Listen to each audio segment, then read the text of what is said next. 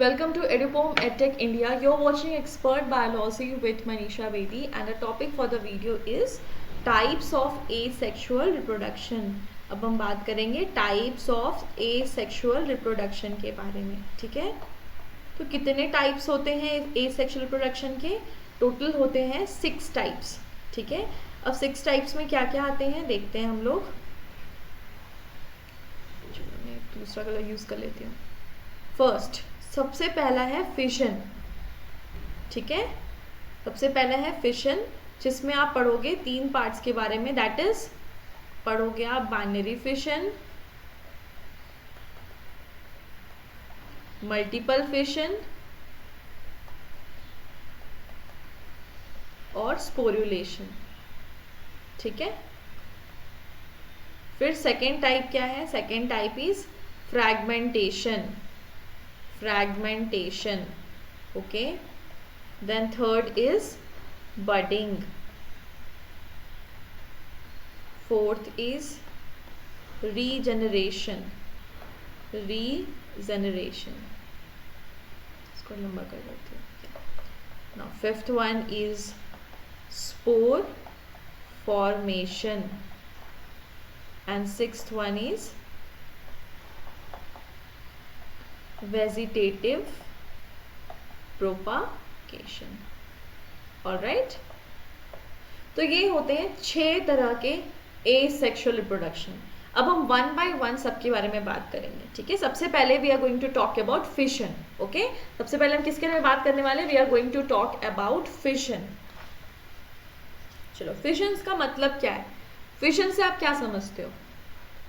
What do you mean bye fission? Fission का मतलब होता है कोई भी चीज का टूटना, ठीक है? फिशन का मतलब होता है स्प्लिट होना, ठीक है? So splitting of parental cell into two और मोर डॉटर सेल्स, ठीक है? जो स्प्लिटिंग होती है पेरेंटल सेल की, किसमें? 2 से ज़्यादा डॉटर सेल्स में, उसको वी कॉल इट फिशन. उनको हम क्या बोलते हैं? हम बोलते हैं फिशन. अब जो फिशन है उसमें सबसे पहले कौन सी तरह का फिशन आता है? That is binary fission. तो सबसे पहले we are going to read about binary fission, ठीक है? बाइनरी फिशन क्या है? तो देखो, बाइनरी फिशन जो होता है ना, बाइनरी का मतलब क्या होता है? बाइनरी मीन्स 2, ठीक है? Binary means 2. अब ये जो बाइनरी फिशन है वो सबसे बेस्ट एग्जांपल हम लेते हैं अमीबा का. अमीबा में क्या है? ये मान लेते हैं पेरेंट सेल है. ये पेरेंट सेल में क्या होगा?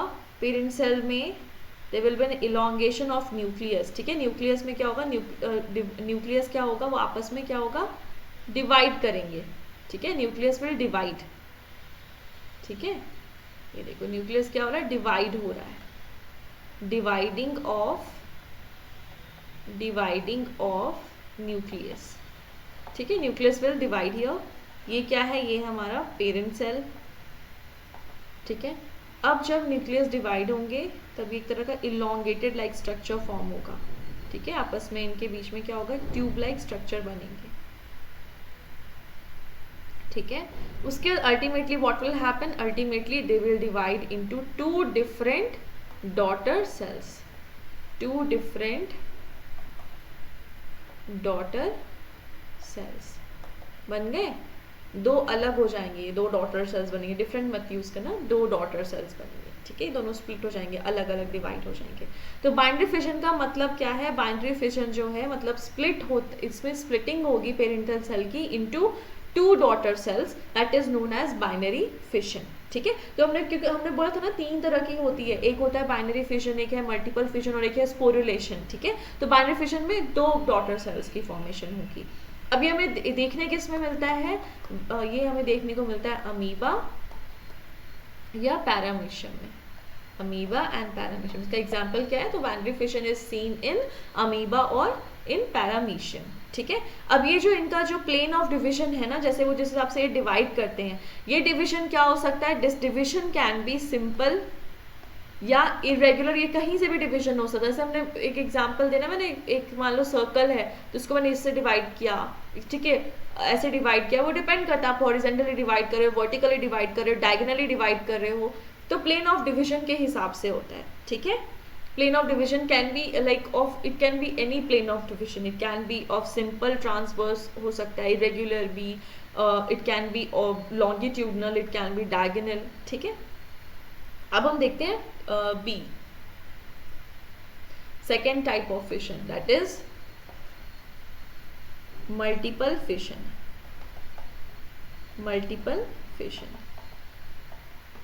अब मल्टीपल फिशन में क्या है, तो इसमें क्या होता है, देखो इसमें भी फिशन ही होगा, ठीक है, स्प्लिटिंग ही होगा पेरेंट सेल का, बट यहाँ पे जो डॉटर सेल्स बनेंगे वो बहुत सारे बनेंगे, न्यूमरस डॉटर सेल्स बनेंगे, ठीक है।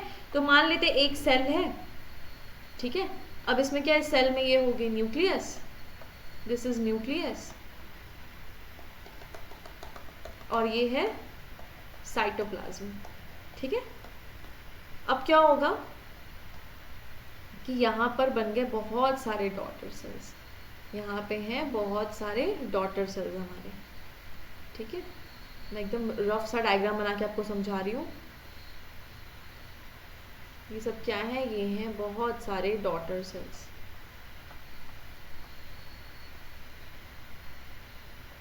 ठीक है, बन गए डॉटर सेल्स। अब जब एक फेवरेबल कंडीशन होता है क्या होगा, ये डॉटर सेल्स क्या होंगे, बाहर आ जाएंगे, they all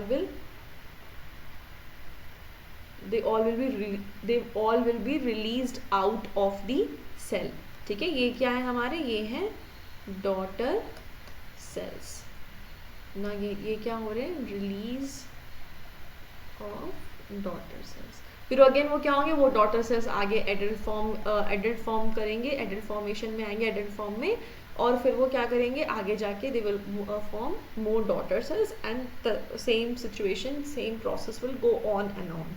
तो ये जो मल्टीपल फिशन है, इसमें हो क्या रहा है, सिंपली देखो फिशन ही है, ये कोई ऐसा डिफरेंस नहीं है, बस एक डिफरेंस क्या है, वो ये है कि वहाँ जब हमने बाइनरी फिशन की बात करी तो हमने बोला कि जो पेरेंट सेल है वो स्प्लिट होके दो डॉटर सेल्स बनाता है। यहाँ पे in case of multiple fission what is happening कि जो पेरेंट सेल है it splits into numerous daughter cells, ठीक है। वो क्या करता है, न्यूमरस डॉटर सेल्स बनाता है, ऑलराइट। तो ये हो गया multiple fission, this is multiple fission, okay. अब हम इसके एग्जाम्पल देख लेते हैं। ये हमें देखने को मिलता है प्लाज्मोडियम में। जब आप आगे पढ़ोगे ना ह्यूमन हेल्थ एंड डिजीज, तब उसमें एक चैप्टर आएगा लाइफ साइकिल, ठीक है, लाइफ साइकिल ऑफ प्लाज्मोडियम जब आप पढ़ोगे तब उसमें आपको पता चलेगा कि वो किस तरीके से काम करता है, ठीक है। तो प्लाज्मोडियम इस तरीके से आपको पता है, प्लाज्मोडियम अटैक करता है liver cells, red blood cells वगैरह को, ठीक है। तो आगे हम लोग पढ़ेंगे, इसको देखेंगे। तो Plasmodium is one such example of multiple fission. Plasmodium क्या है, प्लाज्मोडियम क्या है, कुछ याद है ना, मलेरिया रिलेटेड, बस पॉजिटिव एजेंट है ये, ठीक है। चलो नाउ अब हम बात करते हैं थर्ड टाइप ऑफ फिशन की, दैट इज स्पोरुलेशन। अब स्पोरुलेशन जो है ना वो बहुत ज़्यादा मिलता जुलता है, वो रिलेटेड है किससे, मल्टीपल फिशन से। अब कभी कभी ऐसा होता है कि जब अनफेवरेबल कंडीशंस होते हैं, जब कंडीशंस क्या हो, जब अनफेवरेबल हो, तब क्या करते हैं कि ये जो ऑर्गेनिजम्स हैं what they will do is, जैसे मान लेते हैं अमीबा का एग्जांपल लेते हैं, तो amoeba what will amoeba do, amoeba will,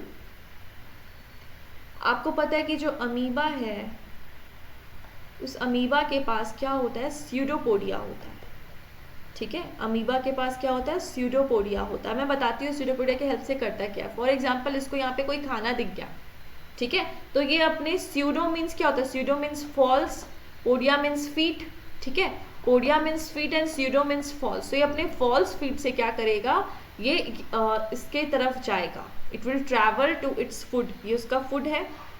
now ये अपने क्या करता है, ये पूरा फूड जो होता है वो इंजेस्ट कर लेता है, ये फूड क्या करेगा, वो इंजेस्ट कर लेगा, ठीक है। सॉरी, रियली सॉरी, मैंने ये क्या बना दिया पता नहीं, मान लेते हैं यहाँ पे फूड है इसका, तो what it will do, what the amoeba will do is, amoeba क्या करता है, इसके पास जाएगा, ठीक है, amoeba will travel to it, और ये क्या करेगा, इसको सराउंड करके it will engulf this food, ठीक है, उसने इनगल्फ कर लिया, अब इसके फूड जो है इसके अंदर आ गए, ठीक है। तो बेसिकली सीडोपोडिया का ये काम होता है to travel to its food, ठीक है, फूड में इसकी ज़रूरत पड़ती है। बट जब मान लेते हैं अनफेवरेबल कंडीशंस, आपको पता है फेवरेबल कंडीशंस क्या होता है, अनफेवरेबल क्या होता है, ठीक है, एक पर्टिकुलर टाइप ऑफ एनवायरनमेंट चाहिए होती है, एक particular type of temperature, water content, ये सब कुछ चाहिए होता है, उसको बोलते हैं फेवरेबल कंडीशंस, जब वो आराम से रिप्रोड्यूस कर सके, जब वो स्प्लिट कर सके, ठीक है, दैट इज़ फेवरेबल कंडीशंस। लेकिन जब अनफेवरेबल कंडीशंस हों, ठीक है, जब फेवरेबल कंडीशंस होते हैं तब क्या होता है, तो अमीबा क्या करता है अनफेवरेबल कंडीशंस के टाइम पे कि इट विड्रॉज इट्स सीडोपोडिया, क्योंकि उसको पता है अभी उसके हिसाब के उसके जो हालात है उस हिसाब के हैं नहीं, ठीक है, जैसे अभी हालात हमारे हिसाब से नहीं है, ठीक है, सिचुएशन बहुत ख़राब है बाहर, इसलिए सब अपने घर पे रहें, सब अपने घर पे बैठे रहें, बाहर निकलने की ज़रूरत नहीं है, unnecessary you don't have to go outside, ठीक है, कोई मतलब ही नहीं बनता जब तक हम we can not recover from this pandemic, ठीक है।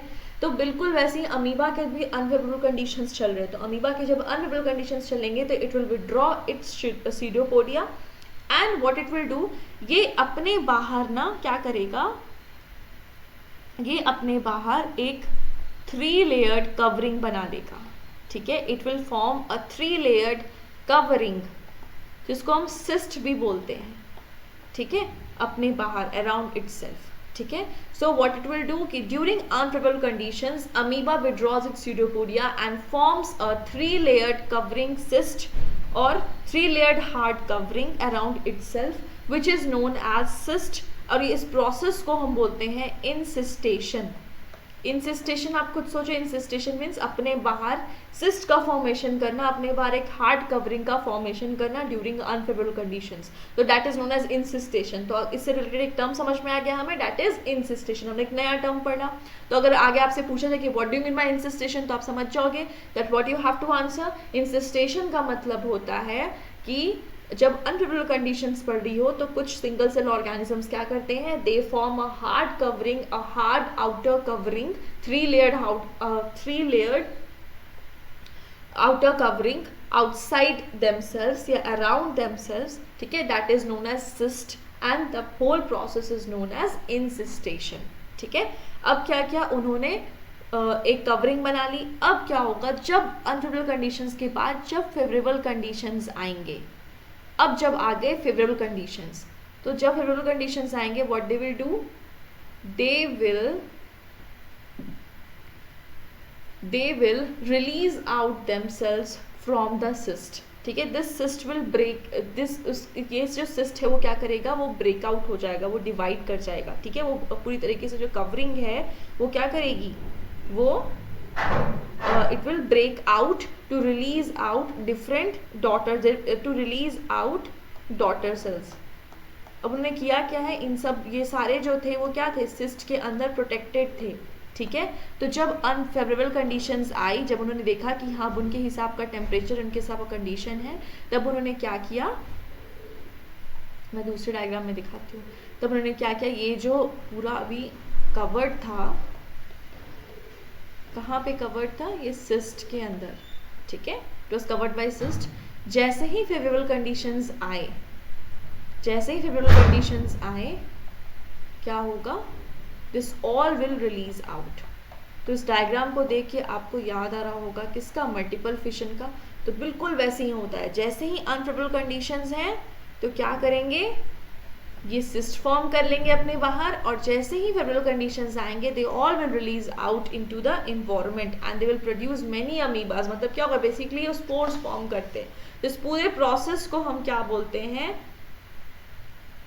इस प्रोसेस को हम बोलते हैं स्पोरुलेशन, ठीक है, इस प्रोसेस को क्या बोलते हैं, स्पोरुलेशन।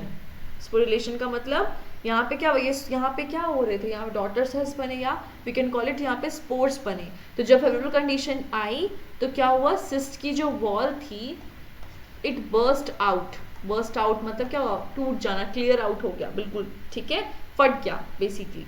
तो क्या हुआ कि ये these all daughter cells will come out, ठीक है, और यहाँ पर क्या होगा कि इस पूरे प्रोसेस को हम बोलेंगे sporulation. Means why we are calling it sporulation, because they will be like variety of spores, much amount of spores will be liberated into external medium. Liberated means they will be released. ठीक है, ये spores क्या हो रहे हैं, बाहर आ जाएंगे इन the surrounding medium. तो इस पूरे प्रोसेस को हम बोलते हैं स्पोरुलेशन. ठीक है, तो अब आपको यहाँ पे आपको दो टर्म समझ में आई होगी, एक है इंसिस्टेशन और एक है स्पोरुलेशन. तो स्पोरुलेशन का जो स्पोरुलेशन है वो किससे रिलेटेड है, स्पोरुलेशन जो है वो हमारे मल्टीपल फिशन से रिलेटेड है. बट बात ये है कि ये वो कब फॉलो करते हैं स्पोरुलेशन वाली पार्ट, जब कंडीशंस अनफेवरेबल होती है, जब कंडीशंस अनफेवरेबल होती है. ठीक है, so I hope the concept is clear to you now. अब हम बात करेंगे second type of asexual reproduction. अब देखो हम बात करेंगे फ्रैगमेंटेशन के बारे में. ठीक है, फ्रैगमेंटेशन में क्या होगा, लेट्स सी. फ्रैगमेंटेशन में आप क्या करते हो, जैसे मान लेते हैं ये हमने क्या बना दिया, ये है स्पाइरोगायरा. स्पाइरोगायरा, ठीक है, SPIROGYRA. ऑलराइट, अब ये क्या है, ये हमने बना दिया, इसका डायग्राम बना देते हैं, मिनट. ठीक है, ये बना दिया हमने.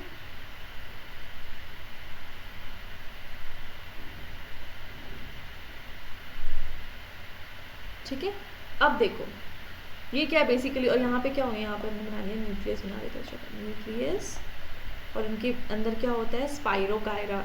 इनकी क्या होती है ना, स्पाइरल क्लोरोप्लास्ट होती है. ठीक है,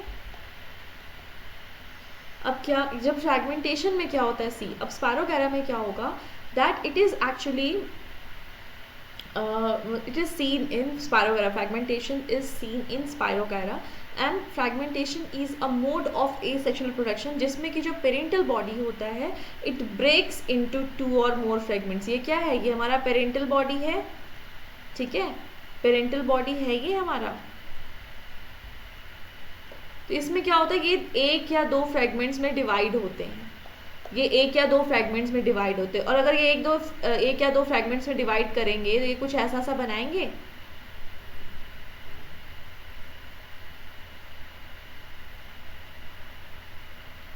कुछ ऐसा सा ये. ठीक है, तो अब क्या होगा, ये कुछ ऐसा सा बनाएंगे, अलग अलग में डिवाइड हो जाएंगे, तो they will form three different fragments. यहाँ पे हमने दो बार क्या किया, दो बार इनको डिवाइड किया, तो यहाँ पे हमें मिले टोटल 1 2 3 तीन फ्रैगमेंट्स मिलते हैं हमें.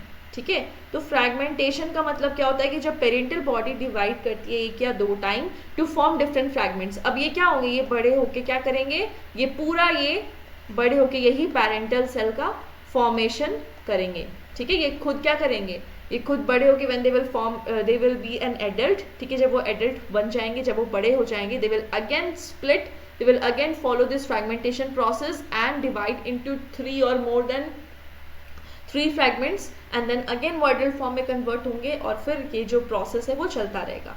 तो फ्रैगमेंटेशन बेसिकली क्या है, I will repeat it again, that fragmentation is a mode of asexual reproduction in which the parental body breaks into 2 or more fragments and each fragment grows into a new individual as seen in Spirogyra. ठीक है, clear है. अब हम देखते हैं third type of asexual reproduction के बारे में. थर्ड टाइप ऑफ क्या है, third type is budding. Budding हमें देखने को मिलती है ईस्ट में. बडिंग का नाम लेते ही तुरंत ही ईस्ट की याद आ जाती है ना, कि ईस्ट में तो बडिंग देखने हमें मिलता है, हम छोटे में भी हमने पढ़ रखा है. ठीक है, चलो अब जरा इसका डायग्राम देख लेते हैं. इसमें क्या है, मान लेते चलो ये पेरेंट सेल है. ठीक है, दिस इज पेरेंट सेल. अब यहाँ पे क्या होगा, यहाँ पे एक बड लाइक स्ट्रक्चर की फॉर्मेशन होगी. ठीक है, bud like structure will be formed. ठीक है, ये फिर क्या होगा, ये आगे जाके और इलोंगेट होगा.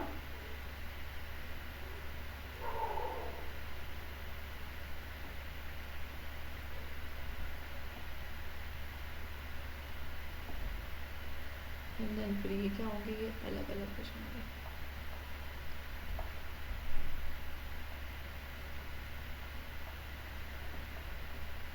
ठीक है, चलो, तो ये होता है बडिंग। इसमें क्या हो रहा है बेसिकली कि जो आपने देखा ये पेरेंट सेल, तो ये पेरेंट सेल में क्या होगा, you will see a bud like structure.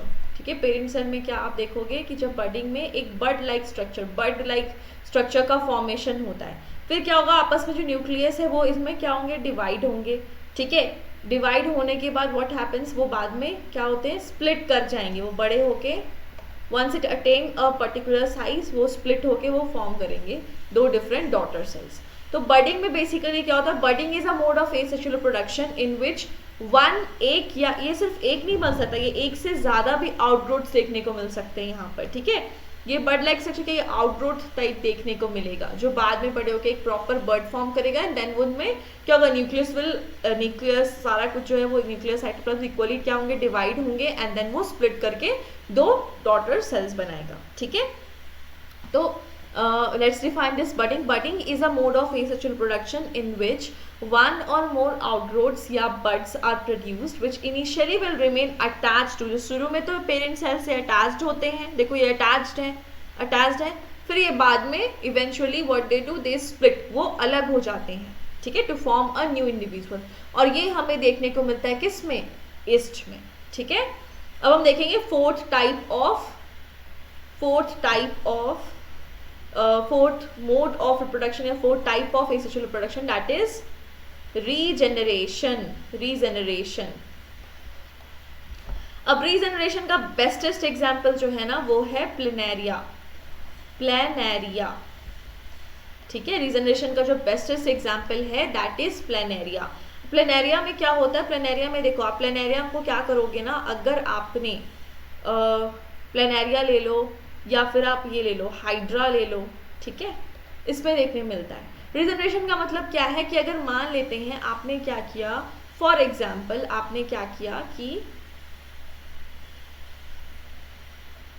आपने इनको कट कर दिया कहीं से भी। ठीक है, आपने क्या किया कि उनकी जो बॉटम पार्ट है या टॉप पार्ट है आपने क्या किया, कट कर दिया। ठीक है, तो ये एक ऐसा मोड ऑफ एक्सेक्सुअल रिप्रोडक्शन है जिसमें क्या होता है कि जो मिसिंग पार्ट्स होते हैं ना, उस missing parts of an organism जो होते हैं, इट इज रिपेयर्ड, वो रिपेयर्ड हो जाती है and it forms a full organism. जैसे अगर आपने फॉर एग्जाम्पल अगर हम हाइड्रा की बात करते हैं, ठीक है, अगर आपने हाइड्रा ले लिया फॉर एग्जाम्पल,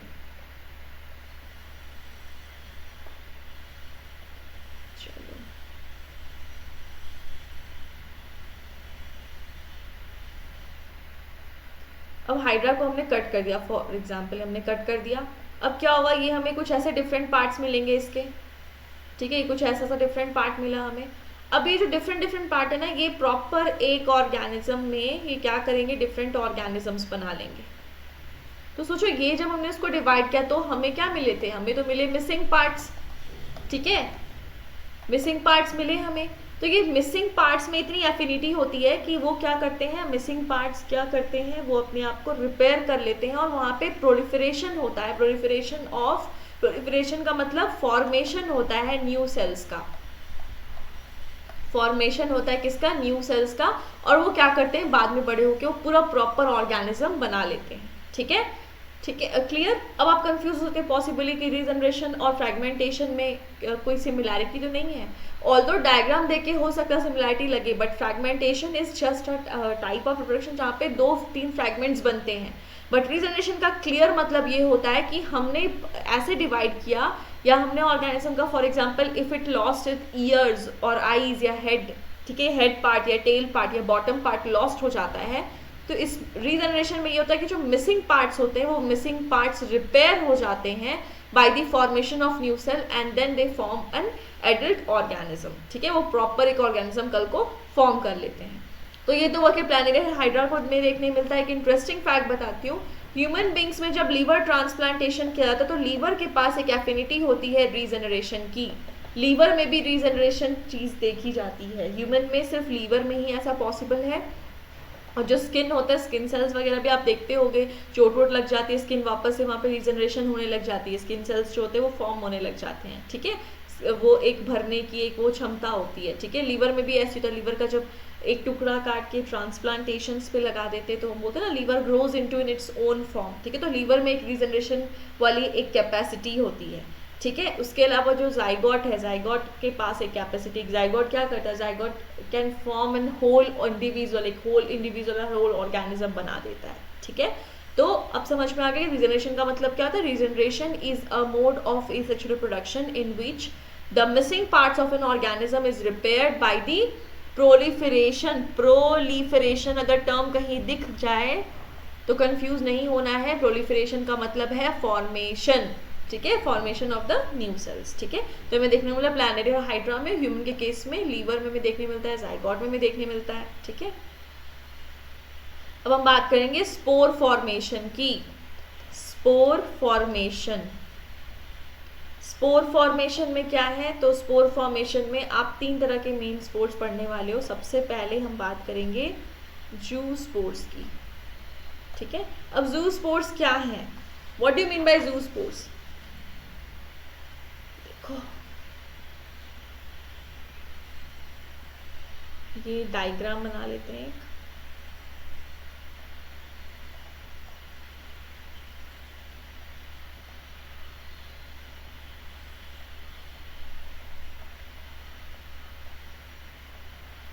ठीक है, तो जू स्पोर्स बेसिकली क्या होता है, देखो ये है हमारा पेरेंट सेल।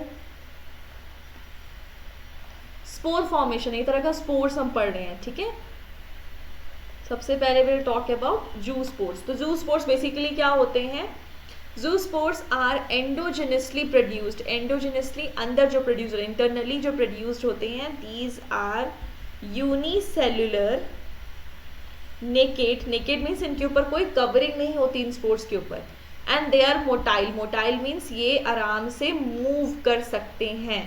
ठीक है, विथ वन, मूव कर सकते हैं विथ 1 और 2 फ्लैजेला। फ्लैजेला क्या, एक लोकोमोटरी ऑर्गन है। ठीक है, फ्लैजेला के हेल्प से ही मूव कर पाते हैं।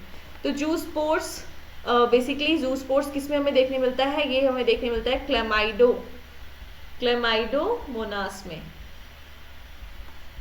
ठीक है, क्लेमाइडोमोनास में जू स्पोर्स का फॉर्मेशन होता है। जू स्पोर्स क्या है, तो zoospores are the type of unicellular naked motile spores with 1 और 2 फ्लैजेला। ठीक है, तो एक तरह का ये स्पोर हो गया, तो इसमें स्पोर फॉर्मेशन देखने मिलता है हमें क्लेमाइडोमोनास में। और किस तरह के स्पोर्स होते हैं वो जू स्पोर्स होते हैं। तो हो सकता है आपसे क्वेश्चन पूछा जाए कि name the unicellular naked spore.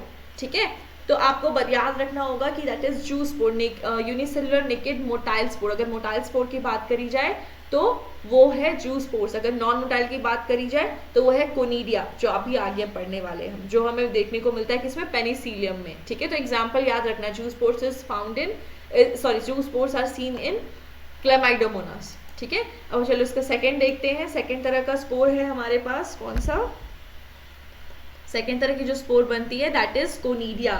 Conidia हमें देखने को मिलता है किसमें, हमें देखने को मिलती है कोनिडिया पेनिसिलियम में।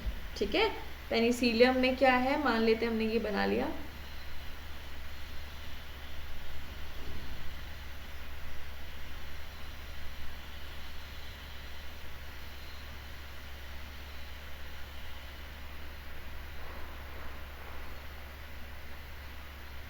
ठीक है, पेनिसिलियम में क्या होता है, ऐसे कोनिडिया का फॉर्मेशन होता है। ठीक है, ऐसे ऐसे कोनिडियाज बनते हैं इसके ऊपर, सी दिस वेज। ठीक है, ये क्या है, ये है कोनिडियोफोर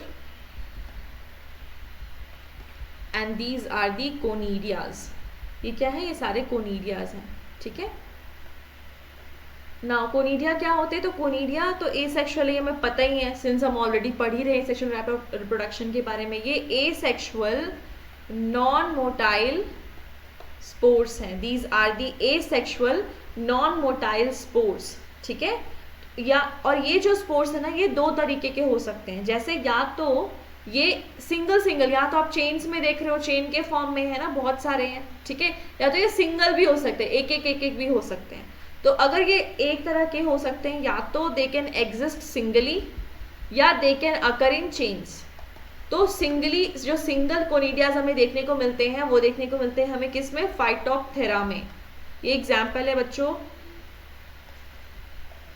ये एग्जाम्पल है किसका, फाइटोप्थेरा का।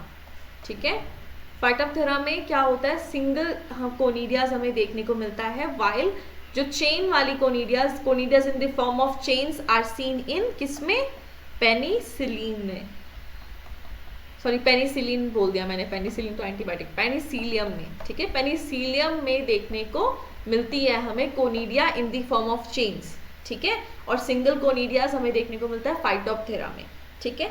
अब हम देखते हैं third type of spores. Third type of spore is gemmules,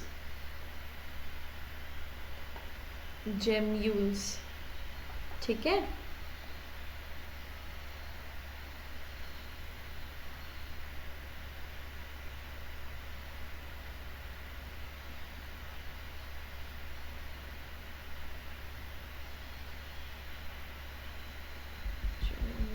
gemmules फटाफट से,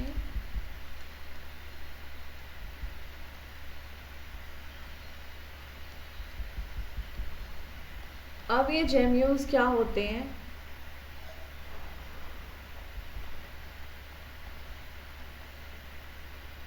ये जेम्यूल्स देखने को मिलते हैं हमें बेसिकली स्पंजेस में, स्पंजेस होते हैं ना round round form like structures, ठीक है।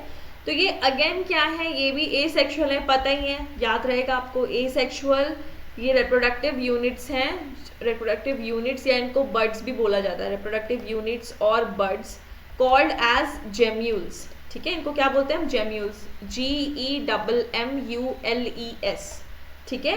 ये क्या करते हैं, ये पेरेंटल बॉडी, ये क्या है, ये पेरेंटल बॉडी है, पेरेंटल बॉडी के अंदर ही इनका फॉर्मेशन होता है, पेरेंटल बॉडी के अंदर ही इनका फॉर्मेशन होता है, और ये सारा कुछ कब रिलीज होता है, ड्यूरिंग जर्मिनेशन, जब जर्मिनेशन होता है, फॉर्मेशन होता है आगे, तब क्या होता है, दे ऑल रिलीज आउट, ठीक है।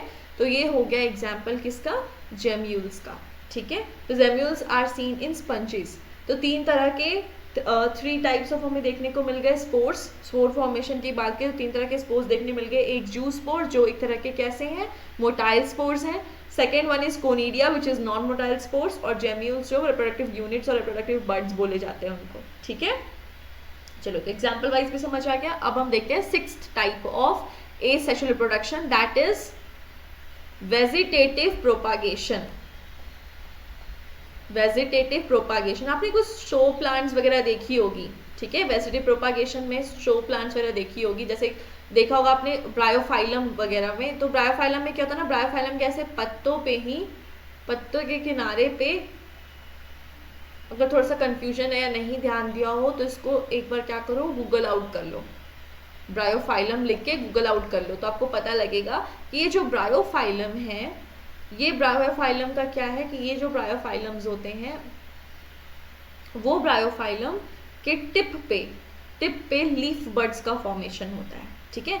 तो इन गार्डनर्स क्या करते हैं, इन लीफ को निकाल के, this leaf has the capacity, इस लीफ को निकाल के अगर आप सॉइल में डाल दो तो उससे एक नया प्लांट निकल आएगा, ठीक है। तो वेजिटेटिव रिप्रोडक्शन बेसिकली क्या है, ये एक तरह मोड ऑफ रिप्रोडक्शन है जिसमें कि न्यू प्लांट्स का फॉर्मेशन होता है उनके वेजिटेटिव पार्ट से, और वो वेजिटेटिव पार्ट्स या तो रूट भी हो सकते हैं या स्टेम भी हो सकते हैं, वो कुछ भी हो सकते हैं, ठीक है।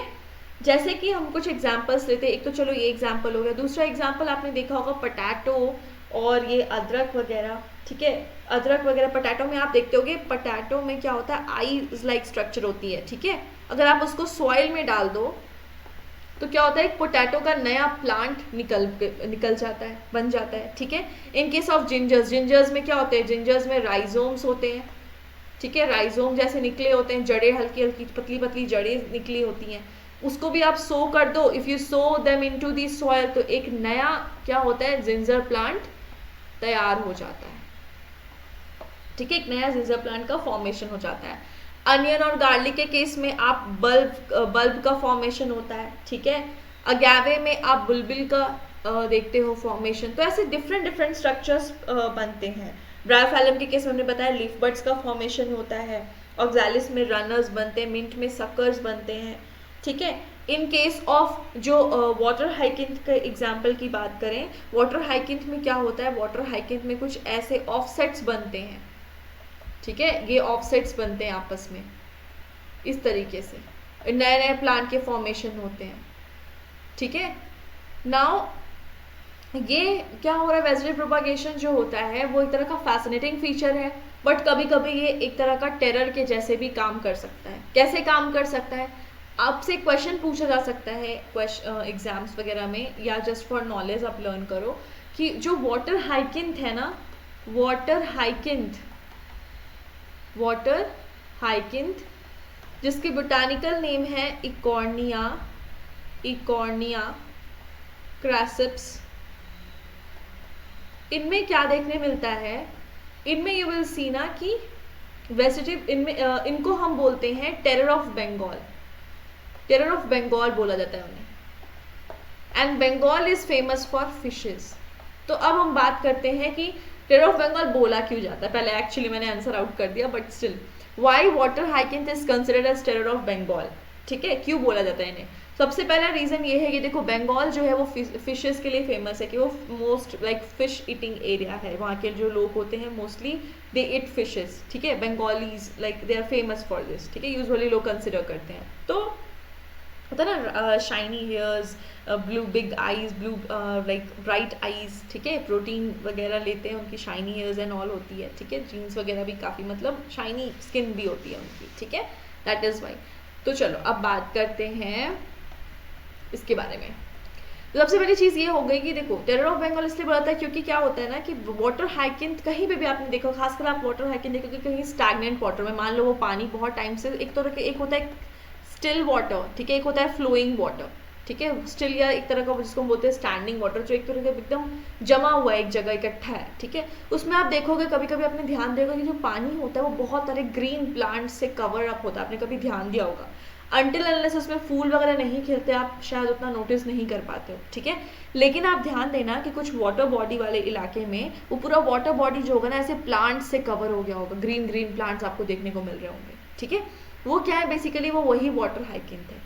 और इनको टेरर ऑफ बंगाल इसलिए बोला जाता है क्योंकि ये क्या करते हैं, पूरे वाटर बॉडी को कवर अप कर देते हैं। सिंस ये पूरे वाटर बॉडी को कवर कर लेते हैं तो अंदर जो फिशेज होते हैं, जो एक्वाटिक एनिमल्स हैं, जो सबमर्ज्ड प्लांट्स हैं या सबमर्ज्ड एनिमल्स हैं, वो क्या होते हैं, वो पूरा मतलब एक्वाटिक एनिमल्स खास करके उनको क्या होता है, ऑक्सीजन जो होता है वो भरपूर मात्रा में नहीं मिल पाता है, ठीक है, क्योंकि क्या करते हैं ये सारा कुछ जो होते हैं प्लांट्स यूज़ कर लेते हैं, अपना यूज़ कर लेते हैं, तो व्हाट दे यूज़ मतलब अपने फोटोसिंथेसिस वगैरह करने के लिए वो यूज़ कर लेते हैं सारा ऑक्सीजन, तो it drains out all the oxygen from the water, जिसकी वजह से जो यहाँ पे फिशेज होते हैं उनकी डेथ हो जाती है, ठीक है, it cause the death of the fishes क्योंकि they drain out all the oxygen from the water, ठीक है। अब ये इंडिया में ये आया कहाँ से, क्या ये हमारे यहाँ का प्लांट है? नहीं, it is not an Indian plant, ये बाहर से इंट्रोड्यूस किया गया था। क्यों? क्योंकि इसके फ्लावर्स जो है ना और लीव्स जो हैं काफ़ी ब्यूटीफुल होते हैं, काफ़ी फैसिनेटिंग होते हैं, काफ़ी ब्यूटीफुल होते हैं, इसलिए क्या किया गया, इनको बाहर से लाया गया, ठीक है, इनको इंट्रोड्यूस किया गया, बट वी डिडंट नो कि एक तरह का ये हमारे लिए टेरर बन जाएगा। अब इसको हम कंट्रोल क्यों नहीं कर पाते हैं? रीज़न ये है कि सिंस ये वेजिटेटिवली ग्रो करता है, ये क्या करता है, वेजिटेटिवली ग्रो करता है, तो जैसे ये कांटेक्ट में आता है हल्का पानी और हल्के सॉइल के कांटेक्ट में ये आता है, क्योंकि एक तरह का ये क्या एक्वाटिक प्लांट है, ठीक है, फ्लोटिंग प्लांट है, इसको फ्लोटिंग प्लांट बोलते हैं, इसको थोड़ा सा सॉइल भी चाहिए, थोड़ा सा वाटर भी चाहिए, तो जैसे इसके कांटेक्ट में आता है ये वेजिटेटिवली ग्रो करने लगता है, और वेजिटेटिवली जो ग्रो करते हैं उसको रोकना बहुत ही मुश्किल है। और ये कैसे ग्रो करते हैं? ये ग्रो करते हैं ऑफसेट्स के हेल्प से।